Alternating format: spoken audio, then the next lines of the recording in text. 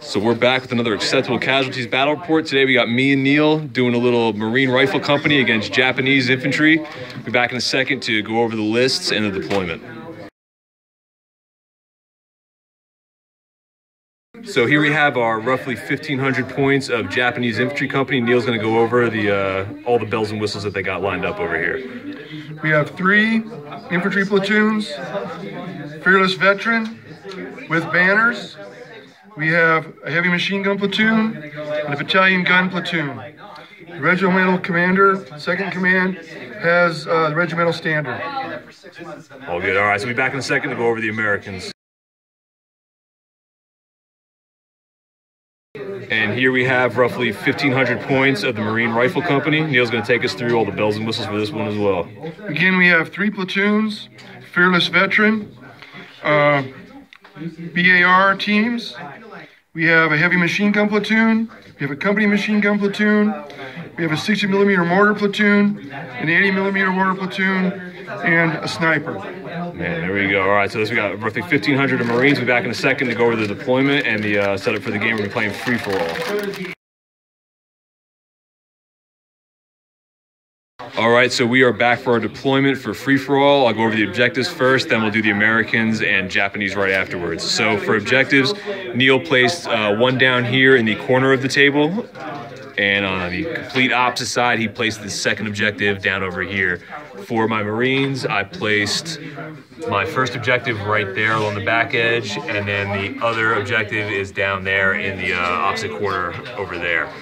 For deployment for the Marines, I decided to put my rifle platoons here, rifle platoon in the middle that's going to probably push, and then another rifle platoon on this flank. I haven't decided it's going to defend or push at this point. They're going to be supported by the light machine gun platoon. The light mortars are directly behind them. Over here we have the medium mortars, and then I have my heavy machine guns kind of just set up there to cover all through the fields over here. Neil and I agreed on, since there's a lot of jungle on the table right now, that the mortars are going to be able to fire from inside the jungle through the canopy, and there'll be like no penalty, just line of sight stuff, same rules as normal. For the Japanese over here, Neil took one of his platoons. They're lined up over here, sitting back in the jungle area over there. In the middle, he has a pretty big fire base with his field guns, his mortars, and his heavy machine guns right there. Pretty much free range all over the open part of the table down here. Behind them, he has another one of his rifle platoons in support. And then on the other flank, there's another one of the rifle platoons over there. So this is what the table looks like. Neil's going to kind of go over what the actual rules are for the jungle and everything right now, so you guys aren't lost when we start playing. So Neil, it's all you. Okay, this is going to be kunai grass, basically the same as woods. You cannot see 6 inches. You can only see 6 inches. This is woods, jungle, light jungle. So it'll be woods, normal woods rules. This is a palm grove, a coconut grove. It's all concealment. Line of sight goes all the way through it. Back here is all jungle, woods, basically all woods. And then over here we have some more kunai grass. You can see into 6 inches, just like woods. The difference here is in the Pacific, there seems to be lots and lots of woods and terrain, and not much line of sight. Well, that's good, yeah. And so just for you guys watching at home, anything along the outside table edges that are completely empty, that's jungle. So just use your imagination. So we'll be back in a second. It's going to be Japanese. We're going to have the top of turn 1, meeting engagement, free for all. Let's get into it. So we are back for top of turn 1 for the Japanese. Since it was meeting engagement, Neil's artillery and stuff back there couldn't fire bombardments, just so you guys know if he doesn't use them. Over here, he decided to go at the double with his first rifle platoon and just stay behind the jungle line right there, so I won't be able to really fire into him with my platoons down here this turn. And Japanese are able to move at the double through the rough terrain, so that's one of their special rules. He took the platoon that was over here in the middle and started to swing them around, and probably as a support to come up this flank over here. And then this rifle platoon ended up moving at the double into the grass over here. I'm not going to be able to see them as well with these guys unless I start moving. So this is kind of what we're looking at for the top of turn 1 for the Japanese. We'll be back in a second for bottom 1 Marines. So we are back for bottom of 1 for the Marines. In the movement phase, we dug in this platoon down here. We ended up moving up our heavy machine guns out to get a little bit better support fire from them. We pushed up our 1 platoon here. We pushed up our light machine gun platoon. and we ended up digging in our 2 mortar teams and our rifle platoon that was over there. In the shooting phase, we used the medium mortars and we dropped the smoke bombardment over the heavy machine guns to kind of try to help this infantry block pushing up the middle of the coconut grove. We fired, well, we tried to range in with these guys. We ended up failing. We needed 6s to hit those guys back there. We weren't able to get our dice for that either. That's all the shooting that we did this turn. We'll be back in a second to go over Japanese top of turn 2. So we are back for top turn 2 for the Japanese. Pretty good turn here for Neil as far as getting his guys positioned over here. So he moved up his 1 rifle platoon up along the jungle line there, looking into the coconut grove. Back there, he really hasn't done anything with those guys. He's just sitting still to get maximum fire potential out of them. The platoon over here, do you want to at the double with these guys again? At the double and continue to swing them through the jungle, up through the grass. Down here, he lined up his guys along the grass right there. In the shooting phase, he fired a couple rifle shots down here. Got 1 hit, but I made my save. He fired 12 heavy machine gun shots into the coconut grove onto my LMGs down here. He was able to peel off and kill 1 of them. Over here, he dropped a bombardment with the 2 guns that he had right across over there in that jungle line. He ended up ranging in. He got 3 hits. I made all but 1 save, and the unit's going to be pinned now. And then over here, he fired a couple rifle shots down into the heavy machine guns, but he wasn't able to get any hits. So that's what we're looking at here for top turn 2 for the Japanese. We'll be back in a second for bottom 2 for the Marines. So we are back from Marines, bottom of turn 2. Overall, pretty decent turn for us. In the movement phase, we decided to dig in our heavy machine guns right up here. We were able to unpin, and then we moved up the rifle platoon that was right here up along to the edge of that coconut grove. Over here, we took the light machine gun platoon and also moved them to the edge of that coconut grove. And then over here, instead of staying dug in, I kind of tried to position my guys around here to just take the brunt of that assault that's going to be coming next turn, and hopefully we can at least hold the line for a little bit longer. In the shooting phase, we were able to bring in our sniper too. He's inside the little bamboo hut right here. So in the shooting phase, we fired the sniper down at the battalion. What is it? Battalion artillery? Battalion guns, and we were able to get a pin there, and Neil made his save. We fired a bunch of shots from these guys and one of the light machine guns into them as well, and Neil just soaked up a whole bunch of saves right there. So no wounds on that. We fired smoke from our medium mortars that are down here to kind of smoke out half of that heavy machine gun platoon right there. And then we also fired our light mortars, and we got a pin, and we were able to kill the command team for the heavy machine guns. Down over here, we fired a bunch of rifle shots into this platoon right here. We were able to kill 1 of the bases, but not be able to pin them. And then back on this side, between the heavy machine guns that we had here and all the rifle BAR teams, we were able to do a pretty good amount of damage to the platoon over here. We got them pinned, and I think we peeled off like 4 or 5 bases. So pretty decent turn for shooting here.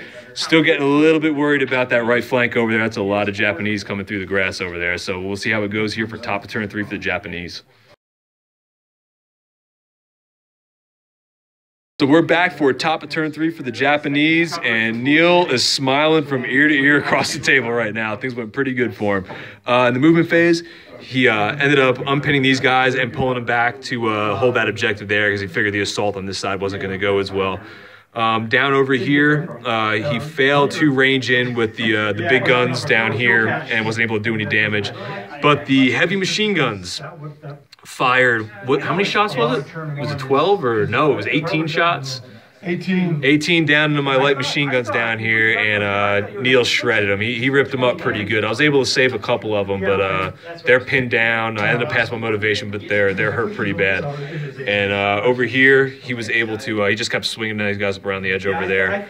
But the story of the turn is this full platoon of Japanese that were able to push up. I had 14 dice in defensive fire, and I hit on 4 of them. Neil made every save. Then he ran into combat, and he killed off 5 of my bases. I passed my motivation, but I decided to fall back because I knew the second wave I wouldn't be able to survive. So just kind of try to probably string this one out for another turn over here. But this combat was brutal. So we're going to be back for bottom of turn 3 for the Marines. Hopefully I can come up with something here. This one might be over next turn. So we are back for bottom of turn 3. It's all a blur right now because this has been a pants down butt whooping right here. So, so as we're looking right now, I did the Truscott trot with the platoon that was down here, trying to make my push up that flank right there. I started pushing up my heavy machine guns, but since I'm going through the coconut groves, I can only move 6 inches. I can't go at the double with them, so it's going to be slow and steady. Over here, I pushed up this rifle platoon to get them along. Maybe next turn I can make an assault and make a play on that objective out there. Down here, I was able to unpin these guys, but I decided to stay still with the light machine guns. Down here, I failed to dig in, unfortunately. In the shooting phase, we fired a couple shots into them. I wasn't able to pluck anybody off with my rifle fire. We also used the spotter for the command team down here to fire these light mortars into that group, and I was not able to range in. Whatever, it was 3 1s and a 2, I think, for all my range in attempts. So that wasn't meant to be. Over here, like I said, just moved up, didn't do anything. Over here, I had 2 of the units shoot into the big guns. I wasn't able to get any hits, and the other 2 units fired over to the heavy machine guns. I was able to get 1 hit, but Neil made his save. And then down here with the light machine guns, I was able to get a couple hits. I think killed 1 base, right, for your heavy machine guns? That was it? Yep. Yeah, so I pulled off 1 heavy machine gun this turn. So not a very good turn for the Marines right now. I think this is really going to come down to how well this combat goes over here. If I can hold them off for 1 more turn, I might have a chance, but the way things are looking, that's probably not going to end up happening. So we'll be back in a second for top of turn 4 for the Japanese. We are back for top of turn 4 here for the Japanese. Neil just pretty much sealed the deal at this point. So back there, he failed to dig in, but just kind of built up a little defense around that objective over there. Over here, we had no movement over there. He was able to unpin the heavy machine guns. In the shooting phase for up here, he was able to drop a bombardment and fire 9 machine gun shots down into these guys. He was able to kill 2 of the bases altogether from that platoon right there. And up over here, this is where it got ugly. So Neil had a bunch of shots. He wasn't able to kill anybody in the shooting phase. In the charge, I had 11 shots of defensive fire. I think that's what it was, 11, right? Yeah. I got 3 or 4 hits. Neil made all his saves but 1. And then in the assault, it was just a mess. It was 1 round of combat, completely wiped out the 5 guys there. Wasn't even close. So Neil's probably going to take in the game here unless I miraculously kill off 3 platoons, which is most likely not going to happen. But like Neil said, I pushed this hard to get across the table. We're at least going to try to get 1 charge off and then call it quits. So we'll be back in a second for bottom of 4 for the Marines, the last hurrah. So we are back here for bottom of turn 4 for the Marines, our last hoorah. Pretty much, I just moved the teams that had anything to do with squeaking out a little bit of respect at the end of this game. So we pretty much just focused around the Marines that are left up over there and the light machine guns here and the medium mortars that were down here. So we pushed the Marines up to the hedgerows over there, and we fired their shots. We used the sniper as well, the light machine guns. We were able to take out the heavy machine gun platoon that was there. And then with the medium mortars, we tried to drop a bombardment down there as well. I think, did we range in? Right? But you made saves, didn't you? No, I went back heavy machine gun. That's right, yeah. We lost, Neil lost 1 heavy machine gun with that as well. So we were able to take the heavy machine guns out. In assaults, I was able to get the Marine platoon into assaults, didn't take any casualties in defensive fire. We took out the full gun team, and then Neil was able to make a warrior save to keep his general in there and pass the wound off to somebody else. Neil ended up counter-assaulting, killing 1 of my bases. I failed my morale, and we thought that was going to be the end of the show, but then Neil remembered that Marines get to re-roll their morale for close combat. So I passed the second roll, went back in there and killed him, and then consolidated onto that objective. But unfortunately, Neil already has this objective down here, and he's going to score it at the beginning of next turn. So it's going to be victory for the Japanese. We'll be back in a second to go over an end-of-game recap, go over our thoughts and strategies for the game. It was a fun one, Neil. It's going to be a good one to talk about at the end. So we're back here for the end-of-game recap. Since the Japanese won this one, I'm going to let Neil talk about what his strategy and thoughts were for as far as his deployment and how he wanted to push the objectives and make this victory happen. So Neil, the table is yours. I set my heavy weapons up around this objective. I set 1 infantry platoon around to hold this objective. I put one here to attack that one, and I put one here in the middle because Japanese can move so fast through the rough to counter whatever Joe did. As it turned out, I was able to push through the kunai grass here. I kept forgetting this was still kunai grass, but it was. And I was just able to, I rolled really, really well. Yeah, the dice helped, but I think your battle plan deserves more credit than I think what your dice were. Yeah, I made short work of him. Those guys lost 2 teams. Yeah, look, the dead box over here maybe 3 teams. is pretty light on the Japanese side. It just didn't go well for him. He wasn't able to reinforce with anything here. So that was my strategy. On my right, he pretty much blunted me and pushed me back, and I was shaking in my boots. Or I guess Japanese, shaking in my sandals. Did you? Yeah, so as far as what I was looking at here for what I was planning on doing, I wanted to have the heavy machine gun set up down here to kind of just give me covering fire based on that platoon pushing up this flank over here. And I wasn't sure what Neil was going to do with that back platoon that you had in that back row over there. So it was kind of just set these guys up near the middle to get like a decent field of fire to at least cover the middle to the far edge of that table over there. My attack plan was, and me and Neil talked about this before, I wanted to push my Marines up, and it was almost a foot race to see if I can get pressure and take that objective and hold my flank over here before he pushed up that flank and took my objective. Obviously, Neil's attack went much better than mine did. I was able to get there the same turn, but, I wasn't able to hold them off down here, which was unfortunate. And even if I think I was, that second platoon rolling in that next turn was just going to steamroll what was ever left anyway. I got the first move. Yeah, it made a little bit of a difference. I think where I dropped the ball too, and this was a tactical blunder on my point. It was like turn 2 or 3. I got these light machine guns up here, and there was an opportunity for me to wheel into the high grass over here and throw down some light machine gun fire and help assist these guys over here. But I decided to just keep my fire base here and try to win the shootout with those heavy machine guns and really support this platoon over here. Looking back on that in hindsight, I think it probably would have been a smarter move to wheel them into the high grass.